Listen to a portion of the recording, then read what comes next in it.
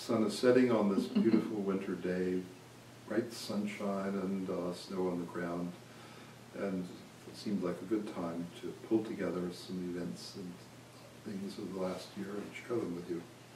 Yeah, we were looking through our photos and thinking back on last year and thought, well, you know, we should do a video end of the year letter. So it's not quite the end of the year. We're into Valentine's Day already. So better late than never. Here they are. We hope you enjoy a rolling year, yes. So we hope you enjoy our little video slideshow. Happy, healthy New Year. To you. Okay.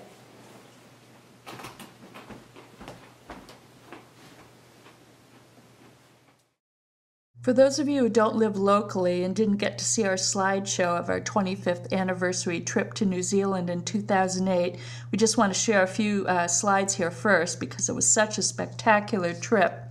We spent 2 weeks on our own there and 2 weeks with the National Geographic tour where we had the best guide, and we were fascinated to learn about New Zealand and the native Maori culture. We had great adventures and got to do things way beyond our comfort zone that we never would have done otherwise, like hike through underground caves, which are very scary but beautiful, go whitewater tubing. Even though I'm always seasick, I spent the night on a boat traveling through the fjords of Milford Sound. We hiked on glaciers.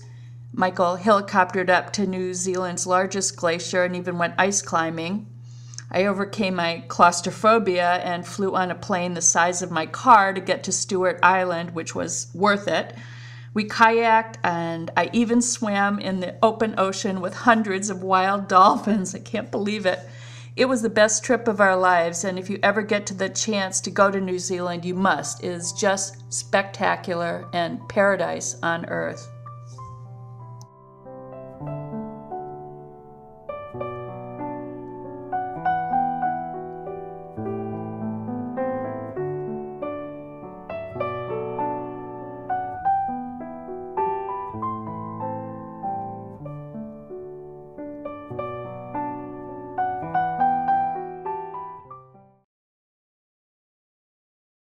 A large part of my year was spent helping my dad with his house north of Detroit, which needed a lot of repair work so he could be able to stay in his home safely.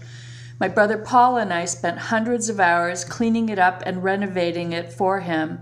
I found a great senior community to put Dad in for a few weeks, and I hired contractors to refinish the floors, paint and plaster, install new linoleum, and I even returned the 1950s ranch kitchen back to a 1950s kitchen.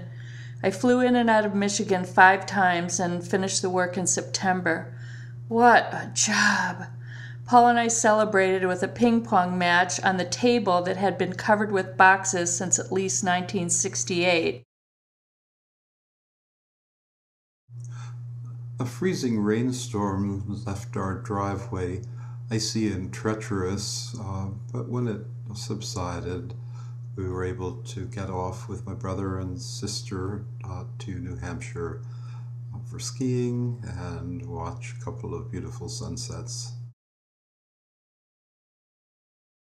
In February, my sister Petrushka called from LA, asked if I had time to go up to Camden to finish putting together a carriage house she was renovating long distance. She said it was a 2-day job, just unpacking all the furnishings she had ordered, finding places for things, and staging the place for photos so she could rent it out. I agreed, not knowing it would turn into an intense 2-month job, but what fun it was. I loved working with my sister, using all our skills and creativity to help make the place the gem it is.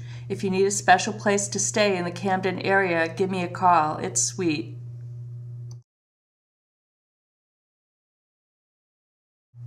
Each March, I journey out west for spring skiing, and the last 3 were in Telluride, Colorado, an old mining town at the base of a box canyon with 14,000-foot peaks soaring around it.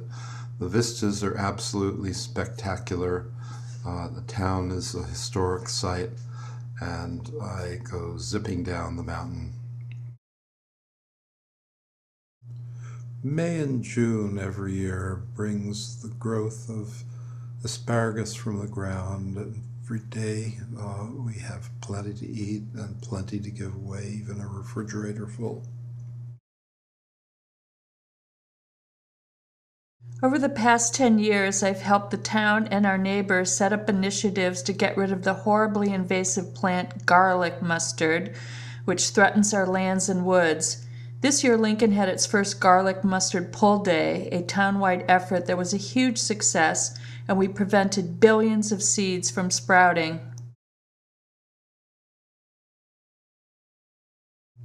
Each May 13th, we celebrate our wedding anniversary.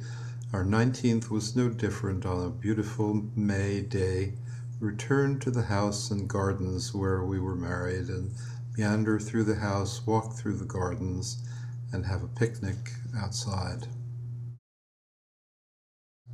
The wild turkeys who live in the adjacent woods continue to amaze and amuse us with their springtime mating rituals, their territorial pushing matches, their early morning grazing for insects and seeds, the appearance of new chicks following in their mother's footprints, and their approval of our new lawn furniture. By an amazing coincidence, a few years ago I got to reunite with my favorite high school teacher from Warren, who now lives in a tiny town in New Hampshire. Mrs. Prell was my creative writing teacher who inspired and launched me into my writing career. After 43 years of teaching, she finally retired in June, and I had a great time finding old classmates and giving her a much-deserved tribute at her retirement party. Michael likes to be on or by the water for his July birthday. This year I found a treasure of an island for us, Peaks Island, a 20-minute ferry ride from Portland, Maine. It's a small island, year-round population 843. It's not fancy. There are few cars there. People just walk or bike or ride golf carts around. We stayed at the 8th Maine Civil War Regiment Lodge, part dormitory, part history museum. One day I worked at the local library book sale, and we just bicycled around the island, enjoying the peace, the views, and the sea air. Michael was very happy, and we can't wait to go back this summer.